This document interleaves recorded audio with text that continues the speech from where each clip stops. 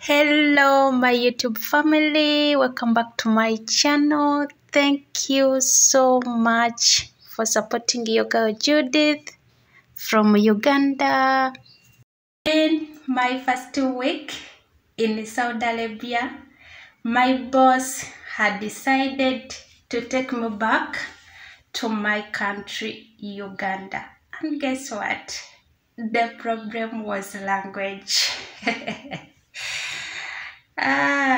The biggest problem was language. I didn't know Arabic. I know sway.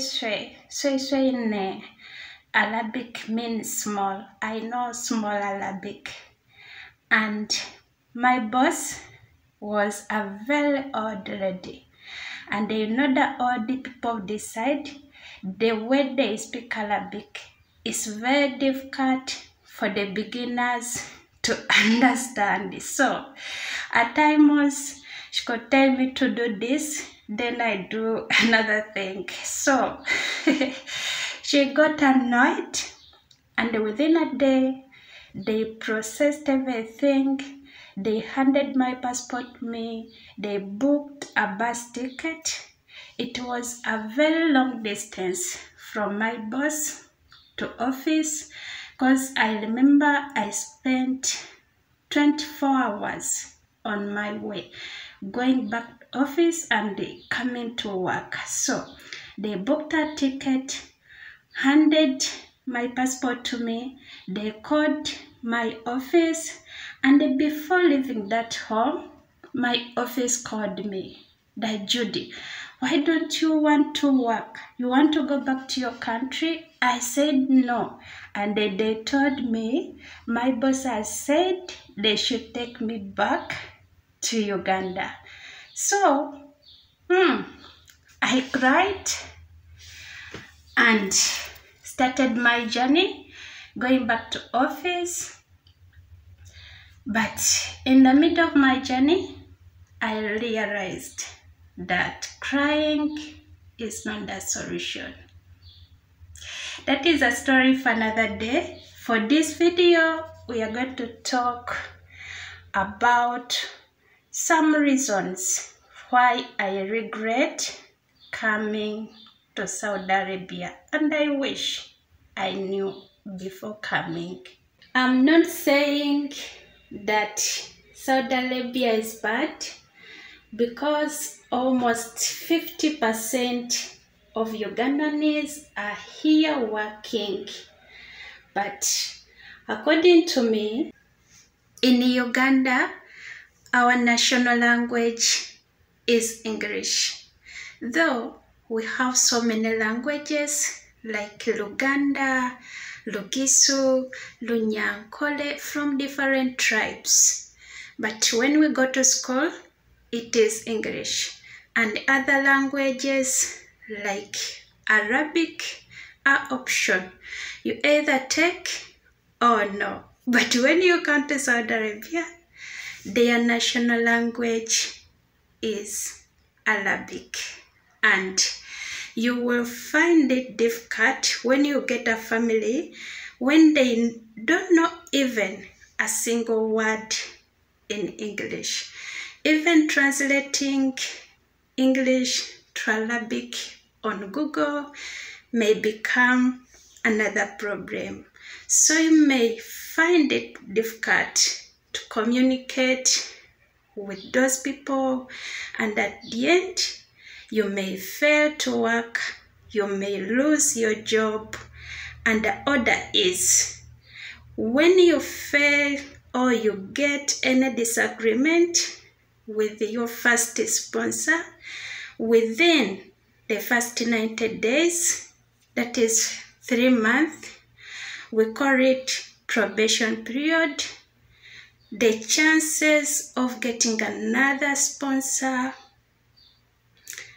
you may end up going back to Uganda. Secondly is food. In Saudi Arabia, food, rice, carbs, mainly rice, that is loaves, they call it loaves. no fresh food like in Africa.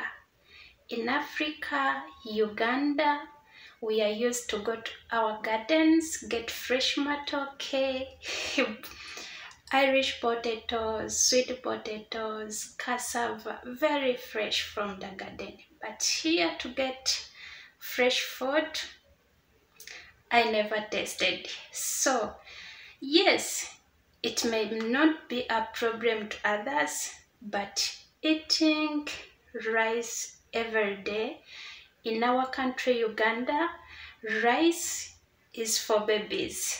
But here you worker is too much from morning up to the end of the day. You end up eating rice. Thirdly is culture and norms.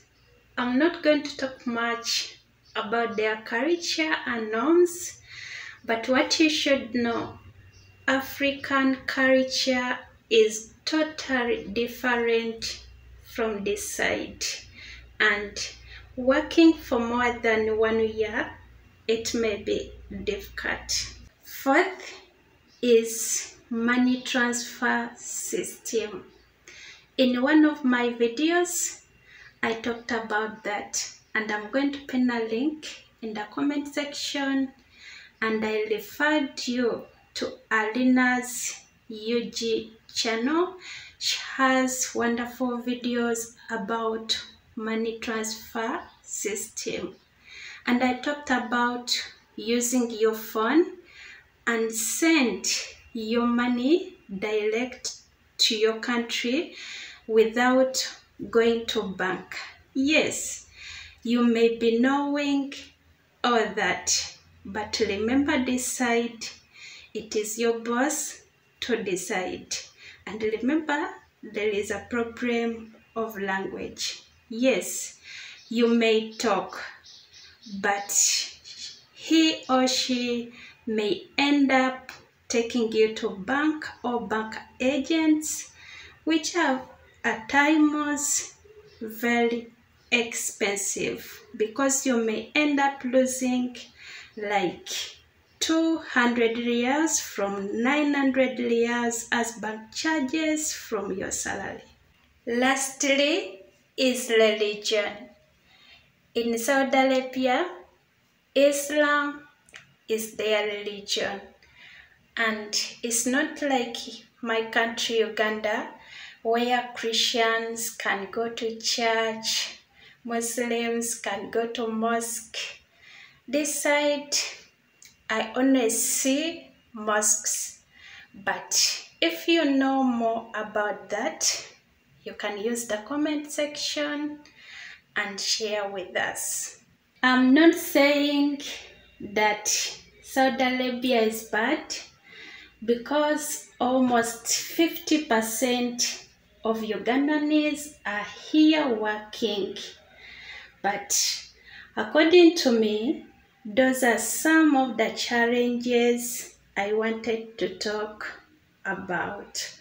And I wish I knew when I was still in my country, I would have changed my minds. Thank you so much for watching.